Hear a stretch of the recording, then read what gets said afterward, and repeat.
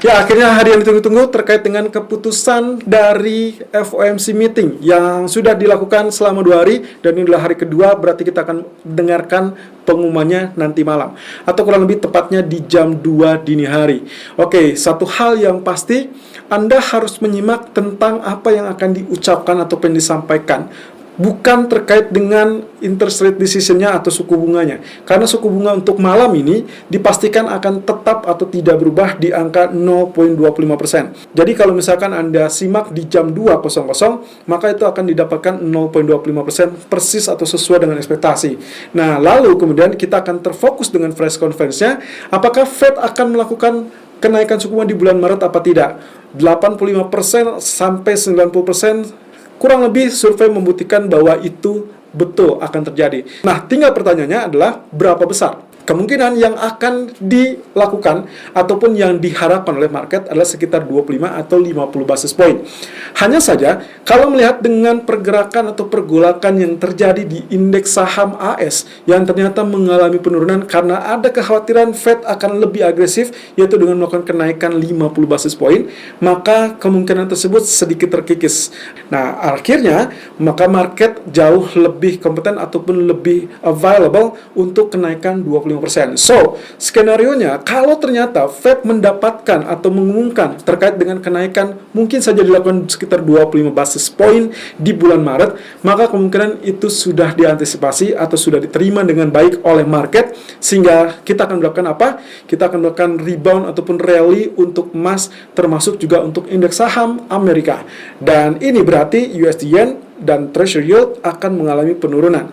Tapi di sisi lain, kalau ternyata kenaikan tersebut jauh lebih agresif, katakan 50 basis point di bulan Maret, lalu kemudian diikuti dengan kenaikan-kenaikan lainnya, maka ini pula akan menekan emas kurang lebih sampai zona support kedua, dan saya rasa akan mirip dengan skenario yang kita gambarkan di tanggal 21 Januari yang lalu.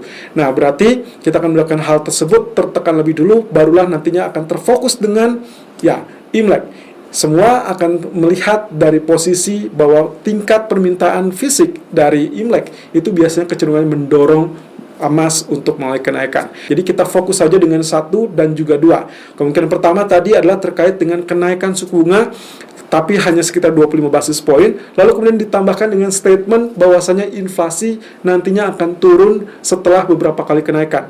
Jadi kalau misalkan ada confidence dari Powell terkait dengan bahwa inflasi akan normal kembali, maka itu kita sebutnya dengan sedikit hawkish, artinya tidak terlampau agresif, dan emas hanya turun sesaat, lalu kemudian dia rebound atau bahkan rally sampai melanjutkan target yang sebelumnya kita sebut dengan inverse head and shoulder. Nah, tapi kalau ternyata sangat hawkish atau lebih hawkish, ditandai dengan pertama, kenaikan suku bunga dikatakan sekitar 50 basis point, lalu kemudian akan dilanjutkan dengan kenaikan suku bunga lainnya, ditambah lagi dia mengakui bahwasannya inflasi sendiri belum akan terjadi ataupun belum akan turun dalam waktu dekat. Kemudian yang ketiga yang tak kalah penting adalah terkait dengan QE. Kalau ternyata ada pengumuman tambahan QE-nya itu adalah langsung dihentikan, berarti dia tidak akan terfokus dengan yang namanya taper kembali, tidak ada lagi taper yang sampai Maret lalu kemudian baru dilanjutkan kenaikan suku bunga, maka ini juga dianggap sebagai sangat hawkish. Dovish tidak mungkin karena dia tidak punya pilihan selain untuk menaikkan suku bunga lalu kemudian mengontrol inflasi. Perkiraan saya skenario-nya adalah dia mengalami penurunan lebih dulu karena adanya bearish divergence di H1 ataupun H4, kemudian di malam hari katakanlah dengan kisaran sesi New York yang mungkin akan terbantu terdorong lebih dulu dan akhirnya terfokus dengan FOMC yang memungkinkan dia tergelincir. Tapi apapun itu, skenario pagi hari sampai sore hari akan tentunya berbeda dengan skenario di malam hari saat FOMC. So, kita lihat technical view 26 Januari 2022. Irfan untuk Agrodana. Technical Outlook 26 Januari 2022 jam 12:28 waktu Indonesia bagian Barat. Kita akan menuju kepada DXY yang ternyata memang mengalami penurunan tadi malam, dan persis dengan apa yang kita gambarkan ya, arealnya dia sempat spike lebih dulu lalu kemudian dia turun. But anyway, garis ini saya rubah ya. Tadinya kita menggunakan areal seperti ini. Nah, karena ternyata dia lebih tinggi sedikit, walaupun ini bisa dibilang fails ya atau fake breakout. Jadi kita coba untuk sesuaikan saja areal garisnya kurang lebih seperti ini. Hanya dua hal yang kemungkinan bisa terjadi. Dia akan langsung turun, dalam artian dia langsung tembus zona supportnya, ya berarti support trendline di sini. Atau nantinya bisa saja dia justru kembali naik atau kembali rebound. Nah, ini terkait dengan keputusan atau kebijakan yang akan diumumkan oleh Fed tentunya. Nah, tapi apakah ini akan bertahan lama atau tidak? Saya agak sedikit sangsi sebetulnya. Jadi kita asumsikan saja dia sangat wajar untuk terjadi rebound di pagi hari sampai let's say menjelang FOMC meeting, dengan asumsi bahwasanya kemungkinan pertama adalah Fed tetap akan hawkish lebih dulu atau jauh lebih hawkish. Jadi kita asumsikan bahwasanya dolar akan mulai penguatan. Tapi nantinya bisa saja kalau ternyata dia mengalami kegagalan atau let's say less hawkish atau sedikit hawkish saja, maka ini bisa kembali mengalami penurunan. Jadi pola penurunannya bisa langsung turun dalam artian tembus ke support ini, atau dia rebound dulu lalu kemudian dia tembus. Tapi kalau ternyata skenario-nya adalah dia betul-betul sangat hawkish, maka bisa saja dari area kenaikan dia berlanjut naik, dan ini berarti menembus zona resisten. Jadi ada 2 atau 3 skenario ya. Pertamanya ada dia langsung turun tembus di bawah support, lalu kemudian skenario kedua adalah dia rebound lalu kemudian nanti di malam hari dia turun, atau skenario ketiga adalah dia langsung naik rally ya. Nah, ini akan kita sesuaikan dengan indikasi yang terjadi di grafik daily chart. Nah, ini daily chartnya teman-teman. Kemarin ditutup dengan shooting star yang sangat tajam, sehingga kemungkinan kami memperkirakan seharusnya memang mengalami penurunan. Nah, sementara itu kalau kita perhatikan dari sisi US Treasury Yield, kita akan dapatkan pola yang masih tetap dalam bayang-bayang head and shoulder. Nah, ini di grafik 4 saya gambarkan seperti ini. So far kenaikan pun dia masih tetap tertahan di bawah resisten yang ternyata juga kurang lebih itu adalah areal yang kita asumsikan sebagai bagian left shoulder-nya. Nah, otomatis kita asumsikan sedikit di bawah atau resolusinya equal, dan sekarang kita tinggal tunggu areal. Nah, ini ada 2 ya teman-teman. Kalau kita gunakan 2 garis pertama adalah trendline support di sini, maka kita asumsikan bahwasanya ini sedang atau akan diuji. Nah, tapi kalau kita berasumsi kepada head and shoulder, maka neckline yang harus ditembus adalah areal ini. Neckline-nya akan berada di kisaran 1.713. Ini pun ada kesempatan juga peluang untuk menjadi double right shoulder ataupun right shoulder-nya memiliki 2. Yang terpenting apa? Selama misalkan kenaikan itu tidak lebih tinggi dari 61.8% dari bagian jarak head hingga ke neckline, maka ini masih tetap sah untuk dianggap atau dicurigai sebagai right shoulder. Technical view gold daily 26 Januari 2022 jam 12.34 waktu Indonesia bagian barat. Kita lihat dari posisi grafik daily-nya, running price sekarang berada di 1847.70, high 1849.90, dan low 1846.30. Oke, pertama, selamat terlebih dulu karena kemarin memang betul dia tembus di atas 1847, walaupun sayangnya dia terhenti di 1852 dan lalu ditutup lagi di 1847.80. Oke, satu hal kalau kita perhatikan dari grafik yang sudah kami share tadi pagi, ya sebenarnya areanya sama ya. Cuman di sini kita menggunakan Fibonacci retracement dari puncak 1876 hingga terendah 1761, dan kita dapatkan ada 76.4% yang tidak umum sebetulnya, jadi bisa digunakan bisa tidak. Tapi Anda perhatikan di 76% ini adalah 1849.70. Ternyata dia kemarin berhasil naik sampai 1852, hanya saja dia ditutup lagi di 1847. Jadi kita asumsikan ditutupnya di bawah level ini. Yang artinya kalau kita perhatikan dari potensi candlenya ditutup dengan hanging man. Hanging man muncul setelah kenaikan, maka kemungkinan itu adalah isyarat dia akan terjadi koreksi penurunan atau bahkan reversal. In case kalau kita gabungkan atau korelasikan dengan efek FOMC nanti malam, kalau ternyata dia cenderung jauh lebih hawkish, of course ini akan sangat-sangat resmi dia akan mengalami penurunan. Tapi kalau misalkan ternyata dia less hawkish atau sedikit hawkish, maka kemungkinan dia justru akan kembali rally, dan saya rasa kita bisa menantikan level 1862 atau bahkan 1870-an ya, bisa 74 atau bahkan 76. Nah, ini bisa saja terjadi. Jadi hati-hati teman-teman, walaupun suggestion kami pagi tadi sudah memberikan rekomendasi untuk melakukan sell, tapi di malam hari semua skenario akan berubah dengan sendirinya dan kita ikuti saja dengan apa yang terjadi ataupun statement-statementnya. But anyway, sebelum itu kita lihat lebih dulu di grafik H4-nya. Kemarin si dia sudah berhasil. Nah, ini tembusnya 1847, lalu kemudian setelah spike ternyata dia tertahan. Nah, kalau lihat seperti ini sebetulnya tidak berpola, tidak beraturan polanya, atau Anda bisa saja menarik kesimpulan seperti demikian. Nah, ini dengan asumsi saya tarik seperti ini, maka kita lihat hampir mirip dengan segitiga atau mungkin lebih kepada ya rising wedge ya. Rising wedge biasanya ini adalah indikasi akan atau bersiap untuk terjadinya perubahan arah ataupun tren penurunan. Jadi saya ingin mengingatkan kepada Anda, beberapa waktu yang silam saya sempat memberikan ataupun men-share terkait dengan skenario pergerakan, dan ini per tanggal 21 Januari ya, Anda cek lagi, saya sempat memperkirakan seperti demikian. Jadi abaikan area-area level ya, kita tidak melihat dari levelnya, kita hanya mengasumsikan dari pertama adalah inverse head and shoulder yang sudah tembus, lalu kemudian ternyata dibantu juga oleh falling wedge. Nah, kendalanya adalah inverse head and shoulder-nya targetnya adalah 1874 atau 1875. Hanya saja dengan kejadian yang nyatanya kita sempat mendapatkan pola kenaikan seperti ini, lalu kemudian tertahan dan turun, koreksi sampai area neckline, kemudian dia naik lagi, tapi naiknya ternyata tidak mencapai puncak 1874. Nah, jadi kita tidak menggunakan patokan, tapi setidaknya skema untuk swing high, swing low-nya sama persis, dan itu yang terjadi di grafik 4 ya. Anda perhatikan, setelah tembus, lalu kemudian dia terkoreksi tertahan di area neckline dari inverse head shoulder, dia lanjut naik, break 1847, tapi tertahan di 1853. Nah, ini yang saya maksudkan, kalau misalkan ini left, ini bagian head, maka kita tunggu tentang bagian right shoulder-nya. Tapi ada perkembangan terbaru terkait dengan kemungkinan potensi dari rising wedge yang bisa saja menekan lanjutan turun.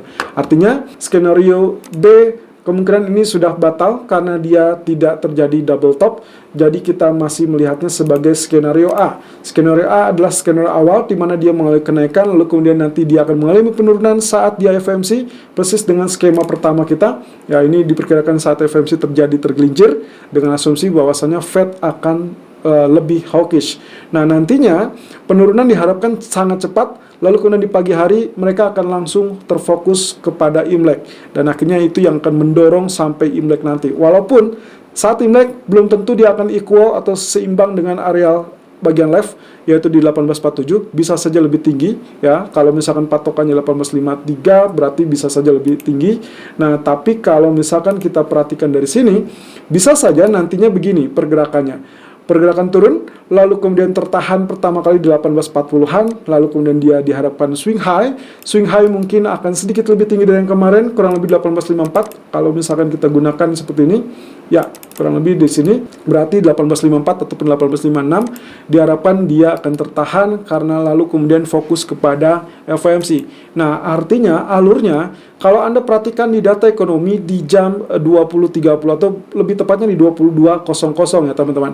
Di area itu kita akan mendapatkan rilis data new home sales dari Amerika yang ternyata diprediksikan melemah. Jadi maksud saya, kalau misalkan sesi Eropa atau sesi Asia dia tetap dalam fase penurunan, nantinya kita harapkan dia feedback adalah untuk terdorong terlebih dulu. Ini adalah kurang lebih diperkirakan dengan rilis data new home sales tersebut. Kalau memang datanya jelek, dia akan spike, lalu kemudian setelah itu spike-nya tidak akan terlalu tinggi, lalu kemudian dia terfokus kepada FOMC dan akhirnya dia jebol. Nah, terakhir kalau kita perhatikan di grafik H1 teman-teman, ada suatu hal yang cukup bagus ya, karena memang di grafik H1-nya pun kami menggambarkan teritori yang hampir relatif sama. Jadi Anda bisa perhatikan di sini H1-nya kita perkirakan sebagai demikian. Jadi kalau misalkan dia mengalami penurunan, diharapkan nanti tertahan di kisaran 40, lalu kemudian dia feedbacknya adalah terdorong karena data new home sales misalkan jelek, sedikit lebih tinggi, lalu kemudian tertahan dan akhirnya dia turun. Jadi jangan senang dulu, karena kalau misalkan dia naik sebelum FOMC, saya tidak akan merasa lega. Saya lebih lega kalau misalkan ternyata kenaikan tersebut setelah FOMC. Kenapa? Karena kita belum tahu apakah market sudah memprediksikan atau mengharapkan hal tersebut apa tidak. Terlebih lagi dengan statement-statement yang akan disampaikan. Apakah itu hawkish atau jauh lebih hawkish? Kalau hanya sekedar hawkish, maka kemungkinan dia bisa langsung rally.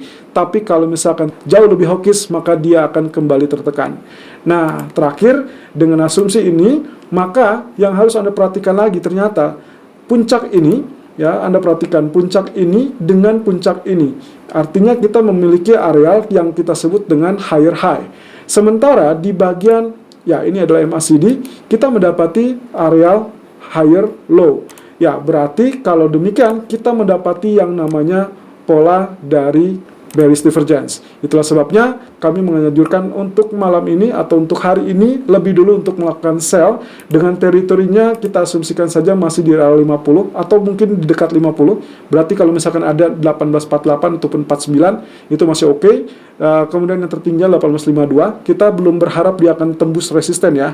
Dengan target pertama 1846 saja, ambil jarak dekat atau 45 kurang lebih, dan juga target kedua 1839.50 dan stop loss kita asumsikan 5800. Tapi ingat, ini adalah skenario untuk sesi Asia hingga sesi Eropa atau mendekati rilis data di jam 10 malam new home sales. Dan setelah itu kita akan terfokus dengan FOMC. Jadi kalau skenario pertama sudah berhasil, saya berharap Anda skip lebih dulu, exit lebih dulu, lalu kemudian fokus kepada FOMC meeting. Nah, terakhir, kalau kita bicara tentang USD Yen. Oke, ini adalah suatu hal yang sangat bagus teman-teman. Kalau kita ingat bahwasannya pergerakannya tergantung dari posisi dolar ataupun treasury yield lebih tepatnya. Nah, kita ingin perhatikan. Kalau tadi ada pola yang kita sebut dengan head and shoulder di grafik treasury yield, atau dia ekspektasikan atau dicurigai sebagai head and shoulder, maka di grafik daily untuk USD Yen pun berlaku hampir mirip. Hanya saja, ini memang tidak mulus. Anda perhatikan, kenaikan, kemudian dia bottom, kemudian naik lebih tinggi, kemudian turun, dan sampai sekarang dia tidak pernah lebih tinggi lagi. Terakhir kenaikan itu hanya mencapai zona ini, dan ini pun lebih rendah dari zona yang bagian kiri. Sehingga kalau kita perhatikan, ini mirip dengan left head dan ini right shoulder-nya. Maka dari itu, walaupun dia tidak semulus bagian head and shoulder dari grafik treasury yield, tapi kita asumsikan saja sama, dan kalau dengan demikian, maka neckline-nya akan berada di teritori ini. Nah, ini berarti kalau kita tunggu, ini adalah tembusan di 13353. Artinya kalau sampai dia tembus di bawah 13353, maka pola head and shoulder tersebut resmi terbentuk. Nah, terakhir dari kondisi daily candle-nya pun bentuknya adalah hammer yang atau hanging man ya lebih tepatnya, yang menggagalkan potensi kenaikan kemarin. Ini bisa terjadi kalau misalkan ternyata Fed less hawkish atau sedikit agresif, yang artinya pula bahwasanya treasury akan mengalami penurunan, termasuk juga dolar akan mengalami pelemahan. Nah, di grafik keempatnya, itulah sebabnya kalau kita perhatikan juga, maka potensi pergerakannya kurang lebih dia bergerak dalam zona seperti ini. Nah, diharapkan akhirnya walaupun dia nantinya naik, maka di arah 114.17 ataupun 114.20 dia mengalami rejection dan akhirnya mengalami penurunan. Itulah sebabnya untuk USD Yen kami menyarankan untuk melakukan sell di kisaran 113.90 ataupun 114.10 dengan asumsi target kisaran 113.45 dan juga 112.95. Dan stop loss-nya kita antisipasi di 114.50 in case ternyata Fed justru jauh lebih hawkish dan akhirnya treasury yield mengalami rebound atau tembus atau rally, sehingga itu pun akan menunjang atau membantu USD Yen. Nah, alasan melakukan sell selain itu adalah terkait dengan potensi dari adanya serangan ataupun invasi dari Rusia. Ingat, geopolitik akan menyebabkan investor akan berlari kepada safe haven, dan salah satunya adalah mata uang yen atau Japanese yen, yang berarti USD Yen akan mengalami penurunan. Selalu gunakan stop loss dan risk management sesuai dengan equity dan strategi trading Anda. Irfan untuk Agrodana.